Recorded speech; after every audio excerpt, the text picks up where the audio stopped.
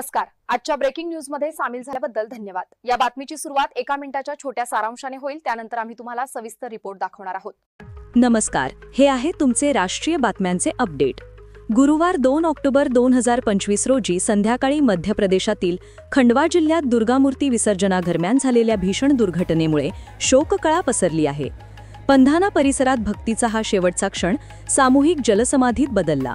मूर्ती आणि अंदाजे 30 भाविकांनी, ज्यात बहुतेक अर्दला आणि जामली गावातील तरुण होते, भरलेली एक ट्रॅक्टर ट्रॉली पलटी होऊन एका खोल तलावात बुडाली. त्या क्षणाच्या अतिउत्साहामुळे चालकाने स्थानिक कोतवालचा वारंवार दिलेला इशारा दुर्लक्षित केला आणि वाहन थेट खोल पाण्यात नेले. याचा परिणाम त्वरित विनाशकारी ठरला.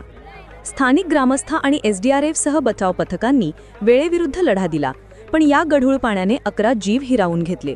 मृतांमध्ये 7 मुली होत्या, ज्यात 8 वर्षांची चंदा आणि 9 वर्षांचा आयुषसह अनेक अल्पवयीन मुलांचा समावेश होता. 3 जखमी वाचलेल्यांवर सध्या उपचार सुरू आहेत. मुख्यमंत्री मोहन यादव यांनी शोक व्यक्त केला असून प्रत्येक मृताच्या कुटुंबाला 4 लाख रुपयांची मदत जाहीर केली आहे. पंतप्रधान कार्यालयानेही PMNRF मधून 2 लाख रुपये मंजूर केले आहेत. हा अपघात धार्मिक मिरवणुकीदरम्यानच्या सुरक्षा नियमांच्या अभावावर गंभीर प्रश्न निर्माण करतो. सविस्तर वृत्तांतासह आम्ही लवकरच परत येऊ. आता आपण पाहिलं 1 मिनिटाचं संक्षिप्त सारांश. सविस्तर माहितीकरिता हा रिपोर्ट पुढे पाहत रहा. खंडवा येथील ही दुर्दैवी घटना अति उत्साह आणि सुरक्षेच्या नियमांकडे दुर्लक्ष केल्यास किती मोठे नुकसान होऊ शकते याची कठोर आठवण करून देते.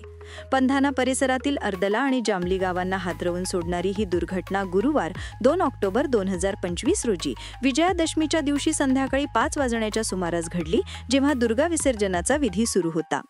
गहन श्रद्धेची ही परंपरा एका जीवघेण्या चुकीमुळे भंग पावली. देवीच्या मूर्तीसह आणि अंदाजे 30 उत्साही ग्रामस्थांनी भरलेली ट्रॅक्टर ट्रॉली एका खोल तळावाच्या काठावर नेण्यात आली.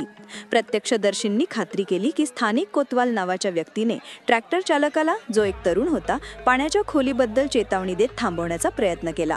मात्र उत्सवाच्या उत्साहामुळे आणि तारुण्याच्या जोशात हा इशारा पूर्णपणे दुर्लक्षित करण्यात आला.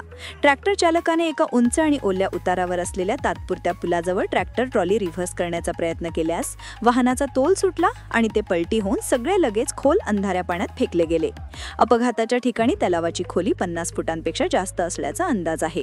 तात्काळ पार्श्वभूमी तपासणीतून असे दिसून येते की गेल्या वर्षीही या भागात अशीच पण छोटी दुर्घटना झाली होती, ज्यात कोणतीही जीवितहानी झाली नव्हती, परंतु प्रशासनाने जलस्रोतांजवळ जड वाहने वापरण्याबाबत कडक चेतावणी दिली होती. हे नुकसान अत्यंत दुःखद आहे. मृत झालेले बहुतेक जीव तरुण होते. 7 मुली आणि 4 मुलं होती. मृतांमध्ये आरती 18, उर्मिला 16, शर्मिला 15, किरण 16, पटली 25, संगीता 16, चंदा 8, दिनेश 13, गणेश 20, रेवसिंह 13 आणि आयुष 9 यांचा समावेश आहे.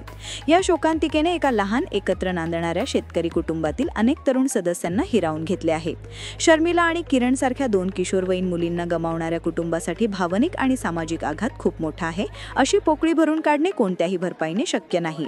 स्थानिक पंधाना पोलीस स्टेशनमध्ये गुन्हा दाखल करण्यात आला आहे आणि खंडवा पोलीस अधीक्षक मनोज कुमार राय यांच्या नेतृत्वाखालील तपासात सध्या फरार असलेल्या ट्रॅक्टर चालकावर आणि कथित निष्काळजीपणा आणि सुरक्षा मार्गदर्शक तत्वांचे पालन न केल्याबद्दल स्थानिक आयोजन समितीवर लक्ष केंद्रित करण्यात आले आहे.